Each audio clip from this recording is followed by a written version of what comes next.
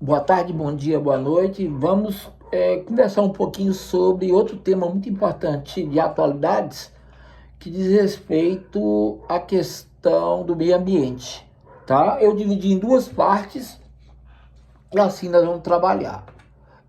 Aqui estão os meus contatos, Kleber Caverna 27, Kleber Caverna, a Astronomia Kleber Caverna, e no YouTube o Kleber Caverna. Aí se você entrar no YouTube lá ou no Instagram, você se inscreva, se quiser, se achar legal, e deixe joinha se gostar das minhas postagens, ok? Bom, vamos lá. Olha só, o primeiro tema é esse aqui, meio ambiente, tá? Eu coloquei aqui várias coisas que levam a problemas com o meio ambiente, né? A questão da superpopulação. Cada vez que nasce uma pessoa, ela consome mais água, mais ar, mais comida, mais coisas. E ela também interfere no meio ambiente. Então, o ser humano, a poluição atmosférica, né, provocada pelas fábricas, com a sua fumaça, alterando o conteúdo da nossa atmosfera, a poluição hídrica, a falta da água no nosso planeta é outro problema sério, né? O consumo exagerado da água, o desperdício, a questão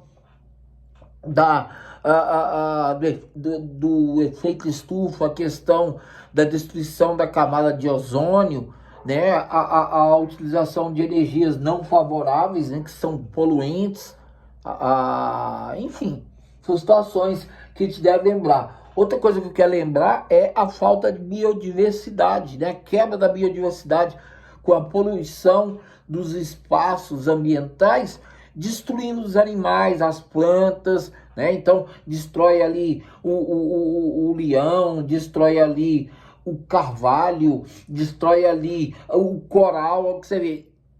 Tudo quanto é coisa que tem na natureza pode ser destruída por nossa presença, pela poluição. Também falando da poluição hídrica, né? O que a gente não tem compromisso nem com a saúde dos nossos rios. Outra coisa também que aparece bastante em vestibular, em provas, é a questão da camada de ozônio, né? A destruição dela por elementos que podem provocar alterações atmosféricas, né? Aumentando esse buraco e nos desprotegendo e colocando mais acessível o contato com os raios actínicos, com raios ultravioleta, né? Então, esse é um problema. Também a questão das ilhas de calor, né? Quando a gente constrói muitas cidades, muitas ruas com concreto, com muita gente, com poluição, com vidro e tal, a gente acaba fazendo com que o local tenha uma temperatura maior do que as áreas rurais. Isso a gente chama de ilha de calor. É uma coisa bem humana mesmo, porque se a gente não prestar atenção, a gente acaba criando um problema muito sério, que está ligado ao efeito estufa. Claro, se você tiver efeito estufa, se você tiver tudo isso aí, você pode beirar e ter um outro problema. Você pode levar a ter a desertificação, que é transformar o nosso planeta num local inóspito. Por exemplo, você vê Marte. Marte é um local inóspito, um local que a gente não vê vida, que a gente não percebe a presença de plantas, da água na superfície.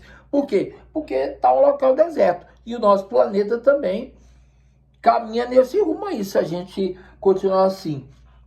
Até porque está ligado a um outro problema maior, chamado desmatamento, né? No que, aliás, no desmatamento, você destrói as árvores, mas você também perde a biodiversidade local. Porque quando você destrói a árvore, você mata o ninho, que tinha um passarinho, que tinha cobrinha, as plantas que estavam ao redor, elas vão sofrer problemas, as grandes vão ser cortadas e as pequenas vão ficar expostas. Então, a erosão, a lixiviação, você vê que é uma coisa puxando a outra. Outra coisa que nos assusta muito e que nos deixa assim de cabelo em pé é a questão do lixo, né? A gente utiliza o nosso lixo de maneira muitas vezes muito irresponsável. Às vezes no consumo exagerado de coisa que não tem necessidade, ou então às vezes até não separar.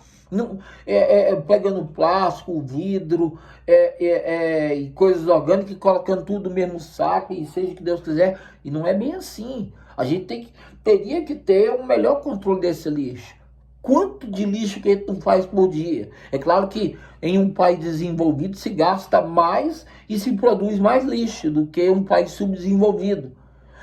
Inclusive, a questão é, num país muito rico que se consome, por exemplo, uma quantidade muito grande de alimentos não naturais, ou seja, você usa muito micro-ondas, você esquenta muito, esse tipo de material, ele produz muito lixo, e esse é um problema. Sei que nos países mais pobres se usa mais produtos orgânicos, mas a gente consome mais coisas orgânicas, não industrializadas, mas mesmo assim também produzimos lixo. Claro, nesse contexto todo, a gente tem que tomar cuidado com a questão da diminuição das chuvas, automaticamente a desertificação, o que vem com ela. Ainda lembrando, para terminar, outro problema, que é a questão da chuva ácida, que é o excesso de acidez da água, né? Um pH abaixo de 7, onde ela pode corroer, ela pode destruir, ela pode contaminar a água que nos cerca e, enfim, a gente não vai derreter com a água, mas ela vai contaminar a água ao ponto que não vou poder tomar, ela vai matar os peixes, os animais, micro-organismos, enfim, transformar essa água em uma água inaproveitável, uma água que a gente não pode utilizar. Então, assim, aqui tem um bocadinho de coisas, mas assim, tem um mundo, velho, de outras possibilidades, de situações que destroem o meio ambiente. E a gente tem que estar atento. Mas aqui eu chamo a atenção para essa daí, ok? Bom, para terminar, o que você faz pelo planeta? Algumas ideias que a gente poderia utilizar para tentar salvar o planeta. Por exemplo, economizar água, né? Não ficar gastando água à toa, né? Lavando desproporcionalmente. O zelo pelo meio ambiente, a gente se sentir culpado, gente, de uma situação que alguém está fazendo na natureza, a gente se sentir compadecido, ter empatia pela natureza, não querer só destruir.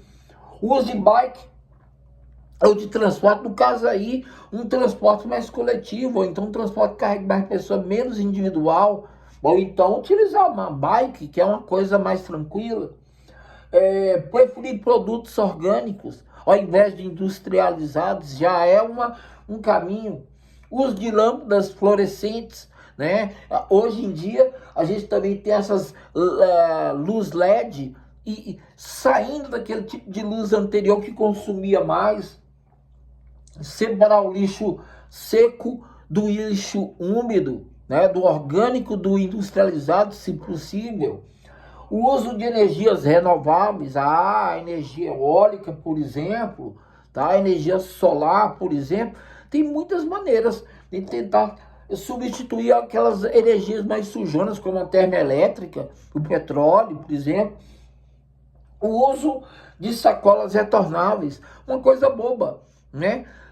Usar sacolas retornáveis ou biodegradáveis, né? Que você, se descartar, elas vão em pouco tempo serem refeitas, serem reaproveitadas pela natureza de outra forma, mas assim, que não fique o plástico, né? Que ela seja decomposta. Olha só, essas são algumas atitudes que a gente pode fazer, tá?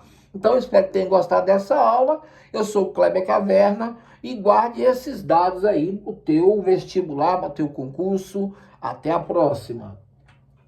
Tchau, tchau.